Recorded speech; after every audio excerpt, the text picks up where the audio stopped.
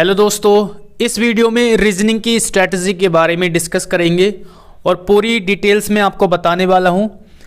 चाहे आपका CHSL का एग्ज़ाम हो या फिर आने वाले समय में स्टेनोग्राफर का एग्ज़ाम हो, किसी भी एग्ज़ाम की आप तैयारी कर रहे हो उसके लिए बेस्ट स्ट्रैटेजी है। मैं आपको बता दूं, अभी मैंने CPO का एग्ज़ाम दिया था, उसमें मेरे 40 क्वेश्चन सही थे 50 में से। स्टेनोग्राफर में भी 47 क्वेश्चन सही हैं, ओके 50 में से। और अभी CGL का एग्ज़ाम दिया है, उसमें भी लगभग 45 प्लस स्कोर रहने वाला है 50 में से। तो रीजनिंग में कोई दिक्कत नहीं है। मैंने इतनी रीजनिंग को कैसे इम्प्रूव किया, कुछ समय पहले मेरा इतना स्कोर नहीं आता था, लेकिन मैंने कैसे इम्प्रूव किया है वो सारी बातें आपको बताने वाला हूँ। और कुछ मैंने टॉपिक्स लिखे हैं रीजनिंग के, बुक्स के बारे में भी बात करेंगे और साथ में किस तरीके से आपको करना है उन सब पर बात करेंगे। सबसे पहले रीजनिंग के टॉपिक्स आप देख लीजिए एक बार। सिलोगिज्म, ये सारे के सारे जितने भी इम्पोर्टेंट चैप्टर है इसको मैंने पढ़ा रखा है बहुत ही बेसिक तरीके से, बच्चा भी उसको समझ जाएगा, इस तरीके से मैंने पढ़ाया हुआ है। तो प्लेलिस्ट आप जाकर के चेक कर सकते हो, है ना। 7-8 टॉपिक मैंने पढ़ाए हुए हैं और आगे आने वाले समय में मैं आपको बीच बीच में क्वेश्चंस भी कराने वाला हूं, जो अभी हाल फिलहाल में TCS ने एग्ज़ाम लिए हैं, स्टेनो के, CPO के या CGL के, तो वहां से भी आपको रीजनिंग में इम्प्रूवमेंट देखने को मिलेगा। Syllogism, direction, blood relation, dice, calendar, ये ऐसे चैप्टर है जिनको आपको अच्छे से पढ़ना है एक बार। अगर आप नहीं पढ़ोगे तो आप इनको कर नहीं सकते, ठीक है। ये लॉजिक लगाने वाले क्वेश्चन नहीं होते, आराम से आप इनको एक एक करके पढ़ो अच्छे से, नोट्स बना करके। तो नोट्स बनाने हैं और पढ़ना है, बहुत अच्छे तरीके से मैंने आपको पढ़ा रखा है। आप जा कर के देख सकते हैं वीडियो को, या आप यूट्यूब पर कहीं भी पढ़ सकते हो, ठीक है। Coding, decoding, series, finding number set 3 संख्याएं आपको दे दी जाती है और उसमें से, है ना, 3 संख्याओं का सेट, 2 सेट आपको देता है और फिर ऑप्शन में पूछता है कि इस सेट की तरह ऑप्शन में कौन सा सेट मिलता है, ठीक है। इस तरह से नंबर एनालॉजी, मैथ इक्वेशन में आपको जो चिन्ह होते हैं प्लस माइनस भाग गुणा, ये साइन बदल करके आपसे पूछता है कि किन 2 साइन को बदले कि जो मैथ की इक्वेशन है ये अच्छे से सेटिस्फाइड हो जाए। इस तरीके से मैथ की इक्वेशन होती है, या फिर संख्या को बदलवा लेता है, चेंज करा लेता है। क्लासिफिकेशन, ये सारे टॉपिक आप जानते हैं, मैं फिलहाल आपके सामने लिख दे कि एक एक करके आपको टॉपिक पढ़ने हैं, है ना। क्लासिफिकेशन हो गया, सबसे अलग ऑप्शन कौन सा है, इस तरह से। अरेंजिंग वर्ड, अल्फ़ाबेट के अकॉर्डिंग आप अरेंज करते हो, या वर्ड फॉर्मेशन, एक बहुत सारे अल्फ़ाबेट दे दिए जाते हैं, फिर पूछ लेता है कौन सा वर्ड इसमें से इन अल्फ़ाबेट से बनाया जा सकता है या नहीं बनाया जा सकता। Order ranking, seating arrangement, Chinese coding, है ना, वेन डायग्राम, आकृति को पूरा करना, पेपर कटिंग, फिगर काउंटिंग, लुप्त आकृति, मिरर इमेज और वाटर इमेज, ये सारे के सारे टॉपिक हैं, रीजनिंग के कंप्लीट टॉपिक है, ठीक है। सबसे ज़्यादा फोकस आपको करना है इन वाले चैप्टर्स पर। ये जो चैप्टर्स हैं आपके, ये सारे के सारे, है ना। कोडिंग डिकोडिंग से भर भर के क्वेश्चन आपको मिलते हैं, सीरीज से क्वेश्चन काफ़ी मिलते हैं, फाइंडिंग नंबर से हाल फिलहाल में क्वेश्चन नहीं पूछे गए हैं, है ना।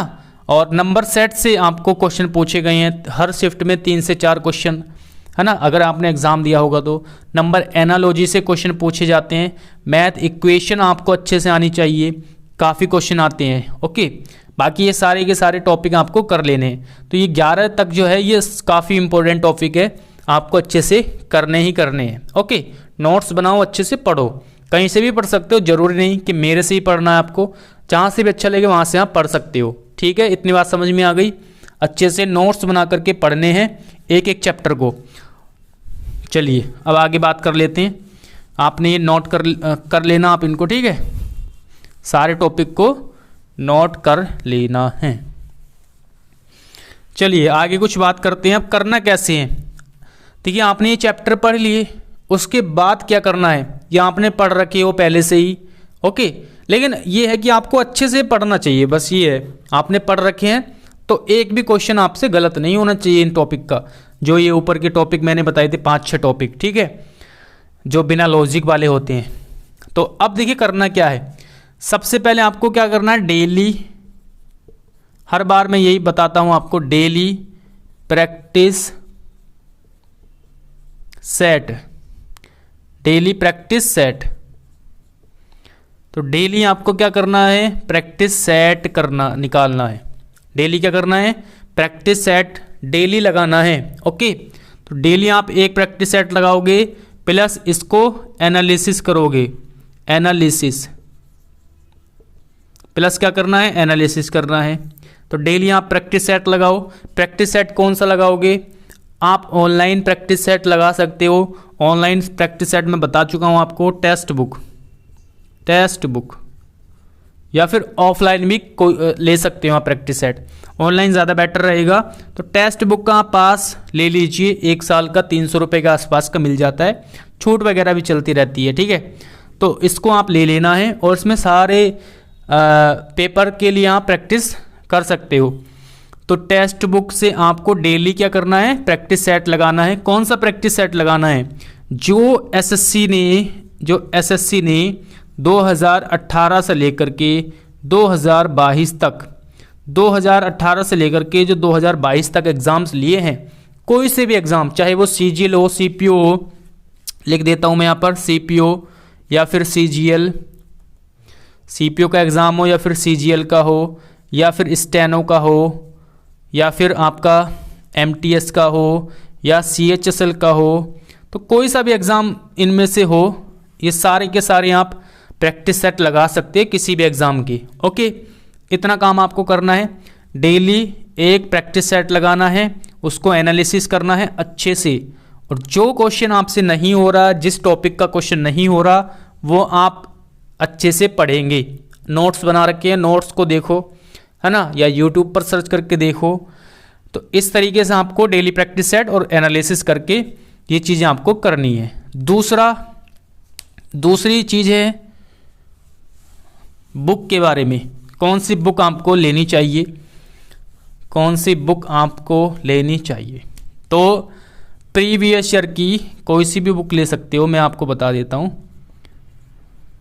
प्रीवियस ईयर बुक, ठीक है, तो प्रीवियस ईयर की टॉपिक वाइज आपको लेनी है, जिसमें टॉपिक वाइज क्या हो, क्वेश्चन हो, टॉपिक वाइज क्वेश्चन। तो 2 बुक सबसे अच्छी है, एक तो किरण पब्लिकेशन की, एक कौन सी है, किरण पब्लिकेशन, एक है आपकी पिनेकल पब्लिकेशन की, ठीक है। लेटेस्ट एडिशन लेना, मैं आपको दिखा देता हूँ, लेटेस्ट वाला आपको लेना है। तो ये मेरे पास किरण पब्लिकेशन की बुक है, ये किरण पब्लिकेशन की है, ठीक है। इसको आप ले अच्छे से लो और टॉपिक वाइज प्रैक्टिस करो। टॉपिक वाइज आपको प्रैक्टिस करनी है, किरण पब्लिकेशन की है, आप लेटेस्ट वाला वर्जन ले सकते हैं, तो किरण का ले सकते हो या फिर आप पिनेकल का ले सकते हो। तो बुक से कैसे करना है आपको, आप टॉपिक वाइज यहाँ से पढ़ेंगे, एक एक टॉपिक करके। जैसे आपने टॉपिक पढ़ा सिलोगिज्म का, अब सिलोगिज्म के सारे क्वेश्चन आपको मिल जाएंगे इकट्ठे एक जगह इन बुक्स में। जो भी बुक आपके पास हो इन दोनों में से, उस बुक के सारे क्वेश्चंस लगाओ, सारे के सारे क्वेश्चंस लगाओ इन बुक की मदद से, टॉपिक वाइज। सिलोगिज्म चैप्टर पढ़ा तो सिलोगिज्म के लगाओ, कैलेंडर पढ़ा कैलेंडर के क्वेश्चन लगाओ, डायरेक्शन का चैप्टर पढ़ा तो डायरेक्शन के क्वेश्चन लगाओ। कंप्लीट लगाने हैं, चाहे 100 क्वेश्चन हो, चाहे 200 क्वेश्चन हो, टॉपिक में चाहे 300 हो, सारे के सारे कंप्लीट टॉपिक आपको लगाने हैं। तो ये आपको कर लेना है, कम से कम 5 से 10 बार आपको सारे क्वेश्चन रिवाइज कर लेने हैं, 5 से 10 बार एग्ज़ाम तक 5 से 10 बार क्वेश्चन को रिवाइज कर लेना है। और आप देखोगे आप पूरे में से पूरे 50 में से 50 स्कोर कर सकते हो इस स्ट्रेटजी के साथ, ठीक है ना। इतना काम आपको करना है, डेली प्रैक्टिस सेट लगाना है। दूसरा, आपको प्रीवियस ईयर की बुक लेनी है, किरण पब्लिकेशन या पिनेकल की, या और कोई बुक है आपको उससे भी कर सकते हो, कोई बड़ी बात नहीं है। और कम से कम टॉपिक वाइज 5 से 10 बार इसको लगा देना है, कम से कम 5 बार और अधिकतर आप लगाते रहना जब तक आपका एग्ज़ाम ना आए। ओके, तो ये चीज़ें आपको ध्यान में रखना है और बस यही स्ट्रेटजी है, इसके अलावा कुछ भी नहीं करना। तो इतना अगर आपने कर लिया तो 2 घंटे डेली, 2 घंटे अगर आपने दे दिए ना इसमें 2 आवर्स तो सफिशिएंट है। 2 घंटे भी आपने दे दिए, 1 घंटा यहाँ पर लगाओ, ठीक है, और 1 घंटा यहाँ पर दो, कोई दिक्कत नहीं आएगी। इतना आप कीजिए और कोई भी एग्ज़ाम हो आपका, CHSL का हो, MTS का हो, CGL का, CPO का या फिर स्टेनोग्राफर का, कोई सा भी एग्ज़ाम हो आप क्रैक कर जाओगे। मतलब रीजनिंग में आप मार नहीं खाओगे अगर आपने इस तरीके से 2 महीने भी तैयारी कर ली तो, ठीक है। 50 में से 50 स्कोर ला सकते हो। चलिए मिलते हैं अगली वीडियो में। Thanks for watching this video.